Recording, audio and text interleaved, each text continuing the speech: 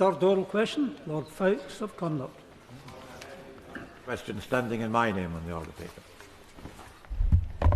My Lords, Tom Hayhoe has been appointed COVID Counter-Fraud Commissioner. He will use every means possible to recover public money lost in pandemic-related fraud and to ensure that money is returned to public services. At the end of this year, the Commissioner will provide a report which will be presented to Parliament outlining his findings on PPE procurement and other areas of COVID fraud, as well as identifying lessons and recommendations for government procurement in the face of future crises. Well, Lord, I'm grateful to my noble friend, but there does seem to be some confusion about whether, after his all-too-short 12 months, the Commissioner should report to Parliament on lessons to be learned for future pandemics, or whether he should report, according to his job description, regularly to the public and Parliament about how much of the £8 billion, not just from Michel Mone and the VIP lane, but many others, how much of that has been recovered?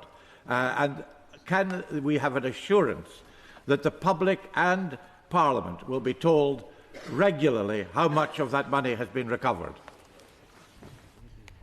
I'm grateful to my noble friend for his question, and he's absolutely right that we promised we would act on the fraud and waste that took place during the COVID pandemic. Let us remember that billions of pounds were handed out to friends and donors of the Conservative Party, including a £40 million contract awarded to the then Health Secretary's local pub landlord. Billions more were defrauded from the taxpayer, and more than £1 billion was spent on PPE that either did not arrive or was not fit for purpose. On entering government, we found £674 million of contracts in dispute, but we inherited a recommendation from the previous government that any attempt to reclaim that money should be abandoned. That is unacceptable. The Chancellor has instead put a block on any contract being abandoned or waived until it has been independently reviewed by the Commissioner, and she will absolutely ensure that regular reports are given to Parliament, as my noble friend asks, on the progress of that work. Well, can the noble Lord the Minister confirm that his colleague, the Anti-Corruption Minister, resigned over allegations of corruption? And can he please tell this House what assistance Her Majesty's Government or the police are giving to the authorities in Bangladesh investigating this? Yeah. I'm not sure what that has to do with the question before us, but absolutely the Prime Minister and the Minister involved in that have set out the case of the circumstances of that case in the letters they exchanged. The Minister recognise that an absolutely key reason that exposing COVID fraud has been so slow and difficult is the inadequacy of whistleblowing protection, which exposes so many whistleblowers to financial ruin and career destruction. And the harm is not tackled by the duty of candour, which is important, but is not whistleblower protection. So will the government please deliver urgent reform as a crucial way, not just to solve this problem, but to deter or catch early any kind of future abuse? And I recommend to him proposals for an overarching Office of the Whistleblower. Yeah. I'm very grateful to the noble lady for her question. I absolutely agree with the underlying point that she's making. I met with Tom Hayhoe, the COVID Counter-Fraud Commissioner, on Friday of last week to make sure that I was fully prepared for this question, and I discussed his work with him. He told me that he's absolutely considering introducing a whistleblowing mechanism to enable the public to draw attention to abuses that they are aware of. And so I think the work that he is doing is absolutely in line with what the noble lady is asking. My Lord, could my noble friend ask the Commissioner, and maybe take an interest in this himself, in the shortage of yachts for sale during the end of COVID? I was told by one of these yacht owners, this is not something that I've ever indulged in, I was told by one of these yacht owners that he couldn't buy one for love or money, and the reason was that people had been given a lot of money, was his words, by the Chancellor, particularly if they're running businesses, and were able to then indulge in buying yachts to the point where they ran out of opportunities to do so. So there's clearly something going on there.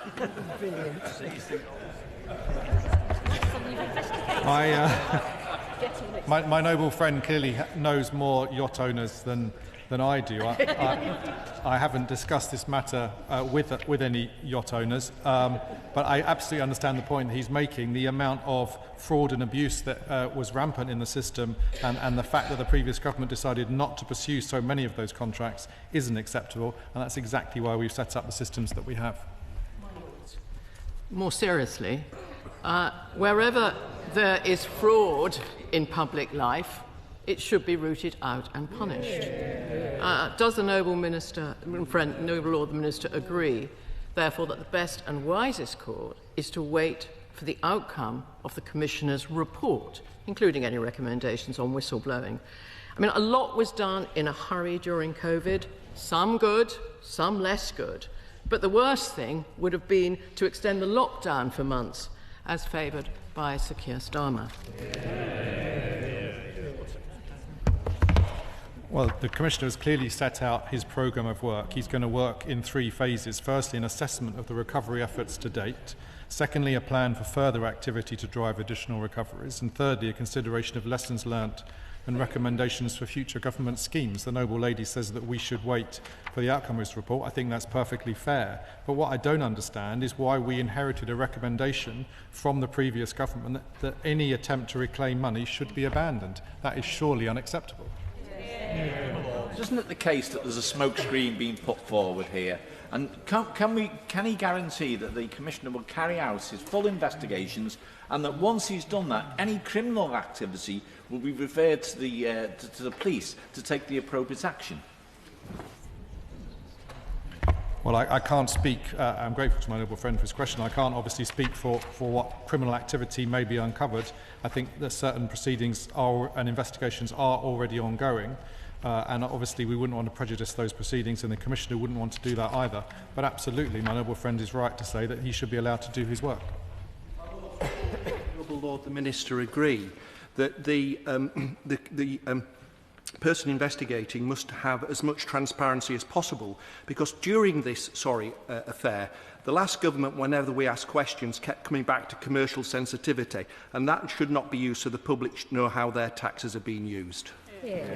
I completely agree with the noble Lord. I think the underlying point he's making is that we should absolutely be able to understand where taxpayers' money has gone and to recover as much of that as possible, so it's not lining the fraudsters' pockets, but it's actually funding our public services. And that's absolutely what the Commissioner's work is about, is identifying where that money's gone and trying to recover as much as possible. With the agree with me that the root cause of the fraud was our lack of preparedness for the epidemic, which caused people to rush into contracts. What assurance can you give the House that if there was another pandemic, heaven forbid, even this year, that we are ready and would not be open to fraud again? Good question.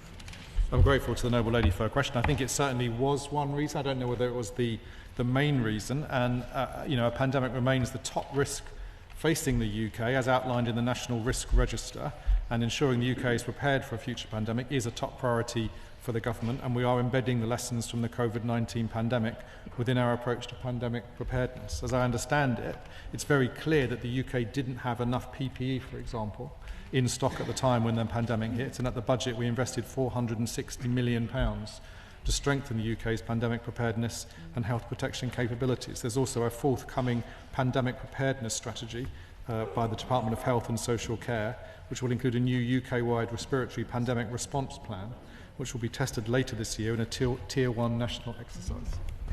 My Lords, what inquiries are the government making into the fraud that the Chinese Communist government sought to perpetrate, along with certain members of the international medical establishment, namely to the effect that the COVID virus did not originate in a laboratory in Wuhan? Yeah. To be honest, I'm not aware of any such investigations.